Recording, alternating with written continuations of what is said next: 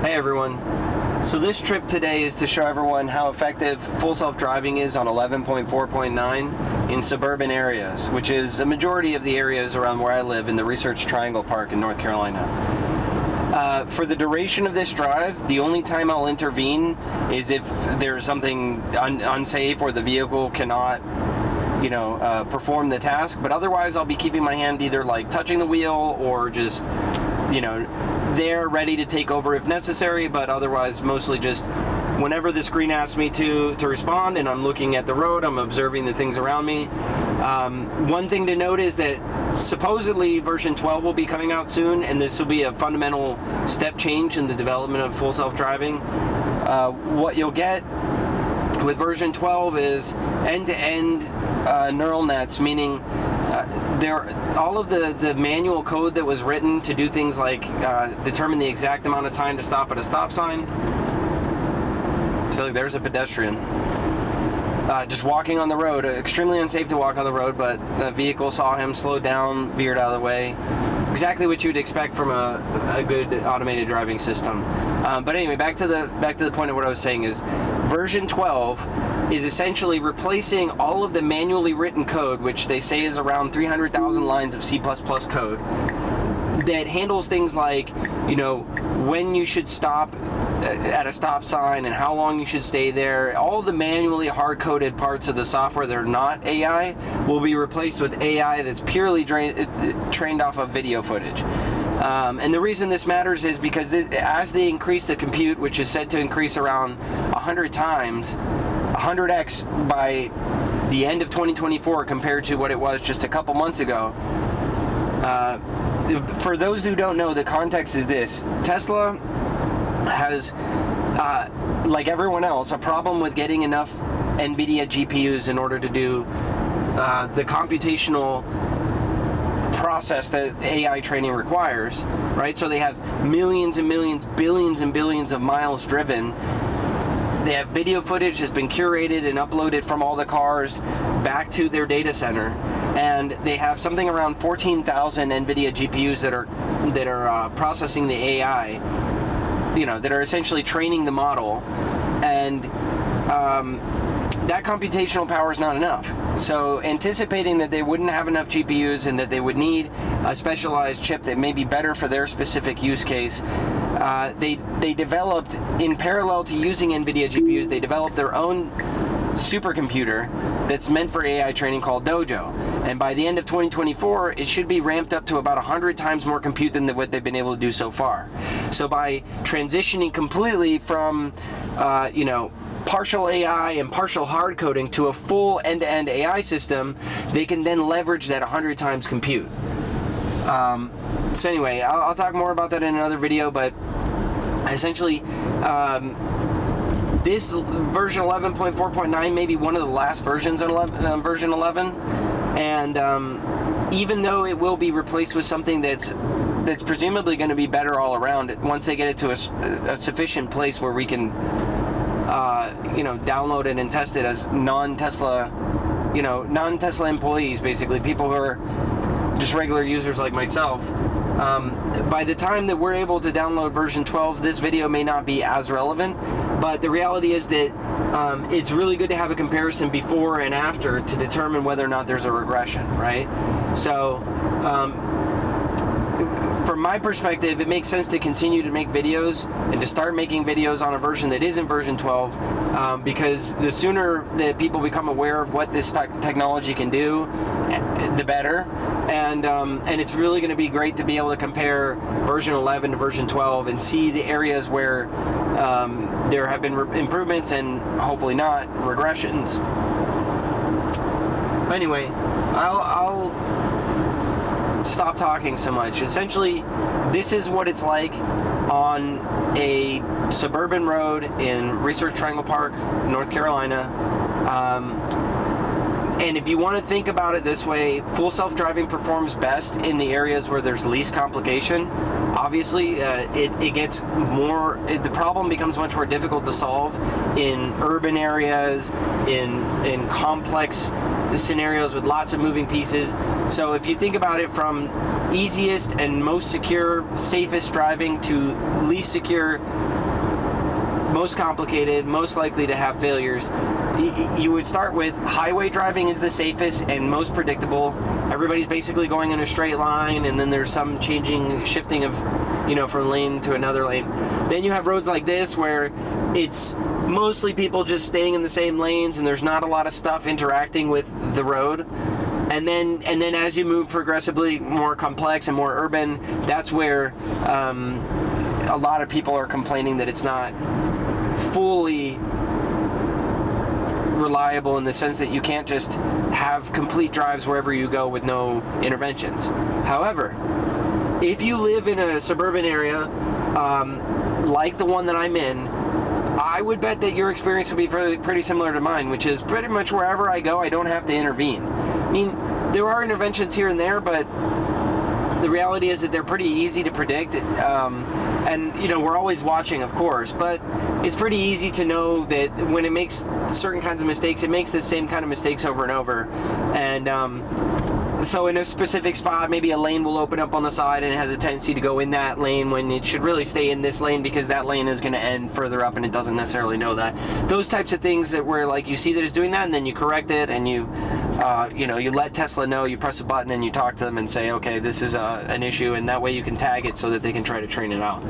I haven't seen a lot of that on 11.4.9 yet, as this update just came out before Christmas, but that's the kind of thing where it's a reliably consistent failure that's easier to predict. I'm not saying that it's impossible for something to go wrong, but after using this for about 10,000 miles, I'm at the point now where I have enough, I'm not complacent, but I have enough understanding of how the system works to understand, what it does and what it doesn't do right, and so on. So, that being said, for every single individual, like let's say you live in a different state in a different area, I'm sure that there are unique characteristics to your roads and the way that they work and so on, and maybe your experience will be different from mine. But generally speaking, I can go anywhere I want in this area, and really I don't need to do anything except for engage full self-driving, and then just let it do its thing and watch out for a couple gotcha moments. But otherwise, this is what it's like. It's basically the car just drives itself. There's not much to say about it other than the fact that it's clearly better than a person in certain ways. Maybe not quite as good as a person in other ways. But the thing is, there's a pretty perfect synergy between me observing what the car is doing and observing the cars around me, and the car handling all of the menial tasks like staying in the lanes and anticipating that it needs to go into a different lane and maintaining the speed and being pretty efficient about accelerating and decelerating, and so everything that you're seeing right now is a product of the vehicle using 11.4.9 driving completely on its own. And there's not much more to say about it than that. I'll speed up the part on the highway, but this is essentially my experience everywhere I go. So one thing I'll add is that when I'm looking on X and I see people saying, oh, well, the only people out there that are not getting interventions are people that are, for some reason right there I had to put my foot on the accelerator, which is not common at this light or any other light, but it seemed like it wasn't going yet. But what I see on X is people saying like, oh, well, anybody that's not intervening is just allowing it to do unsafe things, and I think that's probably coming from the fact that maybe they're in Indianapolis or Boston or New York or some place that perhaps their experience is completely different from the experience I'm having. Where it's there, I can understand that there may be a possibility that in these dense city environments you're going to have situations where you're not comfortable, or where it's clearly driving like a student driver or something like that.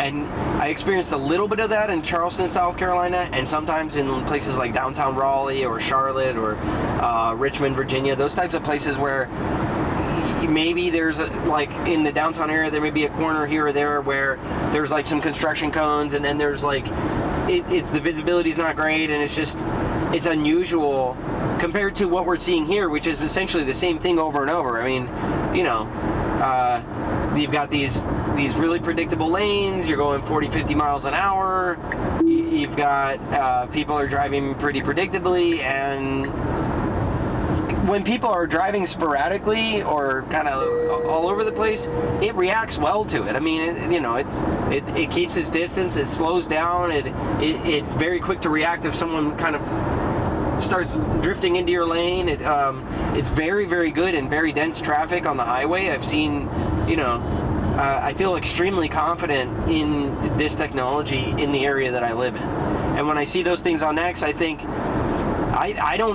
it's not that I don't believe them, it's just hard for me to understand how they don't see examples of what I'm experiencing right now. You could just go to YouTube and find someone's channel and say, okay, yeah, it's driving without interventions. Like, why is it so incredible to them to believe that what they're experiencing in the city that they're in, or in the area that they're in, is perhaps unique to that particular type of environment that is a more complicated problem to solve for autonomous driving? Like, when I say the solution for full self-driving is like 95% of the way there, what I'm talking about is like most of the easy driving, like a vast majority of it, is completely reliable.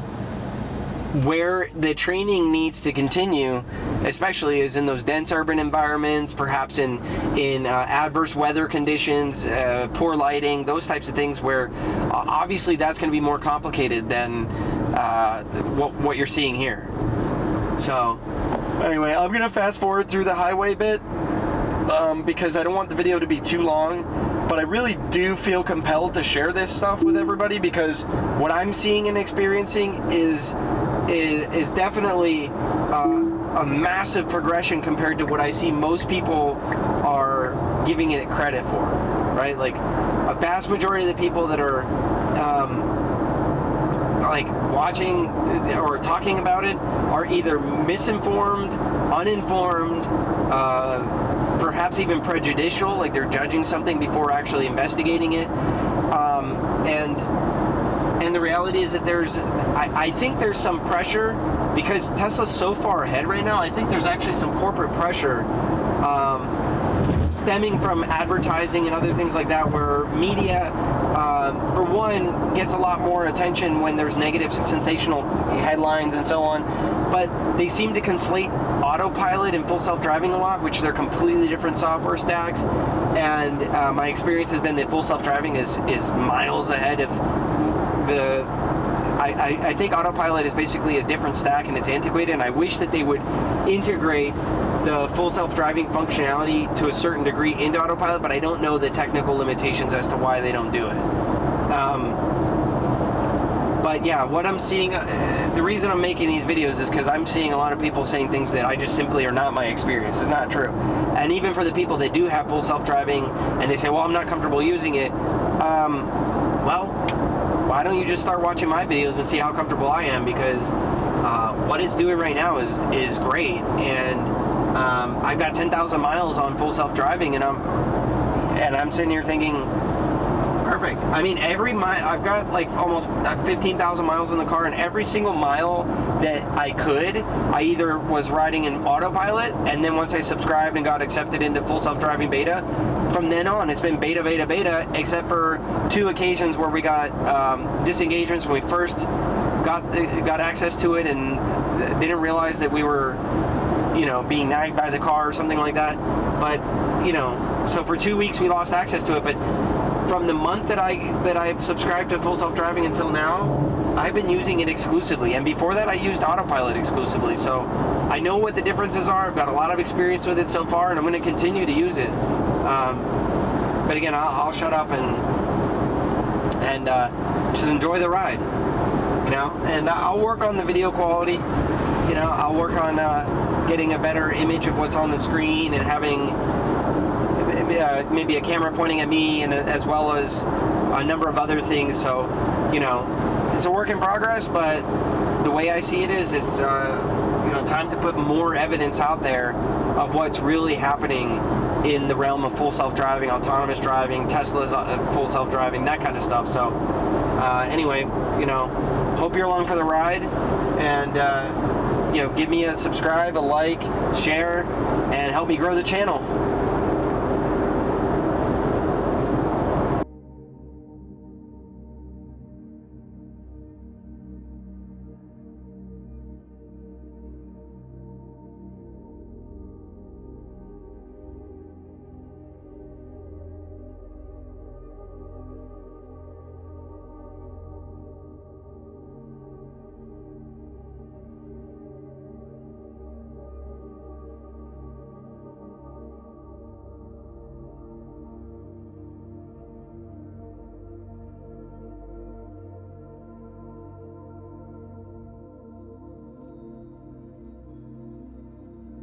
One thing I have noticed that has improved since 11.4.4 and 11.4.2 that bothered me a lot on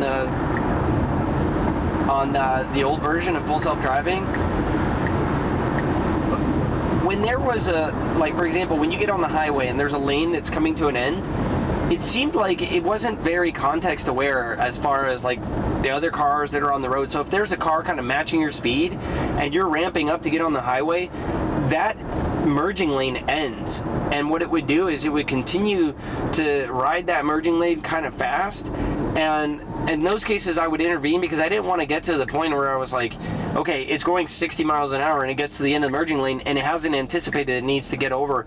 And now what it seems like is it's actually better about merging onto like when a lane ends, merging into the adjacent lane in a way that's reasonable. So I would say that there's actually been a significant improvement in that regard, because I haven't had any experiences on 11.4.9 like I did on the previous versions where you're merging and you're like, why is it still speeding up? Why doesn't it see that this car next to us is not gonna just magically slow down? Why doesn't it kind of slow down and gauge where the end of the lane might be and what other cars are coming and get in? It was something like maybe 20% of the time it did it in the way that I would prefer. And you know, there were a few times where I would just like, you know, just pull it into the lane or take over, accelerate and get into a gap that wasn't ideal. You know, a very small gap, and fortunately the vehicle performance is exceptional, so you can just accelerate and really maneuver, and you have much more responsiveness compared to an ICE vehicle. Even a high performance sports car, you know, the lag time on the acceleration and the torque curve and the acceleration curve are really good. So fortunately I was able to just get into those gaps, but those are situations that I didn't feel as comfortable in. Of course, we never got into an accident, but that's because as a driver I'm attentive, even though I know that the vehicle is handling the majority of, you know, if not all of the driving tasks. But I just thought I'd note that on 11.4.9, when merging into other lanes, there is a significant improvement over 11.4.4 and 11.4.2 from my experience, you know.